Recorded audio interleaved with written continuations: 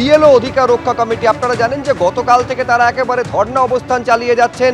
যে CEO office রয়েছে তার সামনে মঞ্চ বেঁধে তারা ধর্ণা অবস্থান চালিয়ে যাচ্ছেন। মূল তাদের অভিযোগ ছিল যে অমানসিক কাজের চাপ দেওয়া হচ্ছে কমিশনের তরফে বিএলওদের ওপরে, যে কারণে পরপর মৃত্যুর ঘটনা পর্যন্ত ঘটছে। সময় বাড়াতে হবে। আমি সেখানেই সরাসরি আপনাদের নিয়ে যাব। হিন্দল দে আমাদের প্রতিনিধি রয়েছেন। যে দাবিটা তাদের ছিল, এরপর তো দেখা যাচ্ছে 7 দিন করে সময়সীমা বাড়িয়ে দিয়েছে জাতীয় নির্বাচন কমিশন, তারপরেও তারা ধর্ণা কেন চালিয়ে যাচ্ছেন হিন্দল?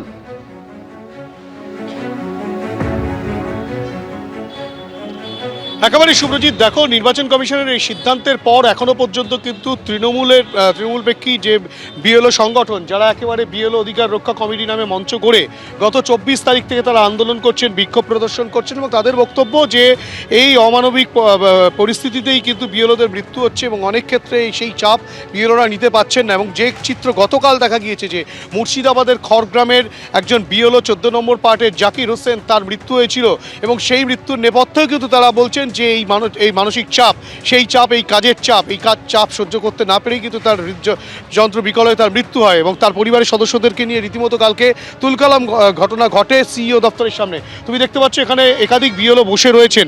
আপনারা তো এই যে নির্বাচন কমিশন যে সিদ্ধান্ত নিয়েছে, যে সময়সীমা বাড়ানোর সিদ্ধান্ত তো তারা নিল, তারপরেও কেন আপনারা অবস্থানে রয়েছেন? আপনাদের এখনো পর্যন্ত কি দাবি? সময়সীমা আমাদেরকে দেওয়া হয়েছে 7 দিনের সময়সীমা, এই 7 দিনের সময়সীমা নিয়ে আমরা একেবারেই খুশি নই। কারণ আমাদের মিনিমাম 3 মাস, ন্যূনতম 3 মাস আমাদের সময়সীমা বাড়াতেই হবে এবং 6 মাস পর্যন্ত সময়সীমা বৃদ্ধির আমরা দাবি করেছি। কিন্তু মিনিমাম 3 মাস সময়সীমা বাড়ালে তবেই এবং তার থেকেও আরেকটা বড় ব্যাপার হচ্ছে এই অ্যাপটাকে ত্রুটিমুক্ত করতে হবে।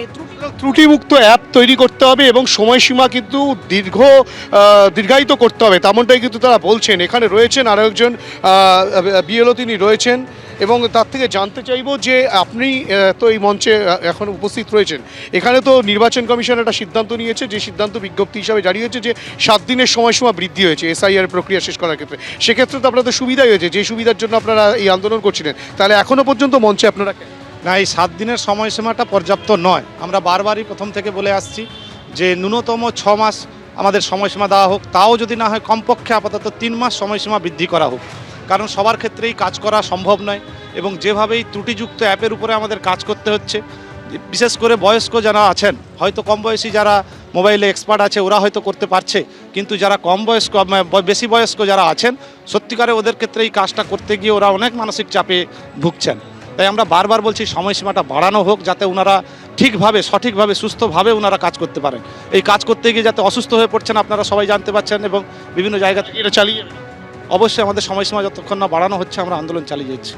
আন্দোলন কিন্তু বিএলওদের একাংশ তারা চালিয়েই যাবেন। যারা তৃণমূল বিএলও সংগঠন, বিএলও যারা রয়েছেন, তারা কিন্তু একেবারে বিএলও অধিকার রক্ষা কমিটি নামে যে মঞ্চ করেছে, একবার প্রবীর দেখে বলবো ছবিটা দেখাতে, তুমি দেখতে পাচ্ছ দফায় দফায় কিন্তু বিভিন্ন জেলা থেকে এভাবে বিএলওরা আসছেন এবং এই মঞ্চে তারা অবস্থান করছেন এবং বিক্ষোভ দেখাচ্ছেন এবং তারা সেটা চালিয়ে যাবেন। পর্যাপ্ত সময় কিন্তু দেওয়া হয়, একেবারে পর্যাপ্ত সময় তারা চাইছেন। এই যে তৃণমূলপন্থী বিএলওদের সংগঠন, তারা বলছেন যে 7 দিনে হবে না, অন্তত 90 থেকে 180 দিন সময় বাড়াতে হবে কমিশনকে, এই দাবি তারা তুলছেন এবং বিএলও অ্যাপ ত্রুটিমুক্ত করতে হবে বলে তাদের দাবি। শুনতে পেলাম যে না, 1 সপ্তাহের জন্য বাড়ানো হয়েছে।